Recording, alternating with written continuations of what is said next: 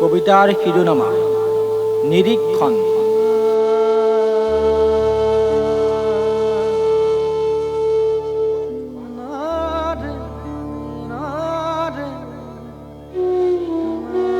পথত থকা নিয়ন লাইটৰ তলেদি গৈ মই মোৰ প্ৰজাতিৰ লেম্পটো জ্বলাই লওঁ। নিশাবোৰ নীৰৱ নহয়, যতৰ চেৰেকীৰ মাততেই চকু মেলি মই সপোন দেখোঁ। পণ্ডিতৰ জীৱন পাৰ কৰা পিতাইক মই দূৰৰ পৰা জুমি জুমি চাওঁ। আই নিষ্কটীয়া বিবন্ন দেহাটোৱে মোক পতাক এঠাৰ দিয়ে। লেচেৰি বুটলো, দৈ কণা মাছ বিচাৰোঁ, চবেই লেইলেই চেই চেই কৰে। দূৰ মানুহ নেকি এইবোৰ? আইক চিঞৰি ক'লো, ৰজাঘৰীয়াৰ হাতীৰ জাকটো নাহোঁতেই গাছ পচলাকে ইটা কাটি আন।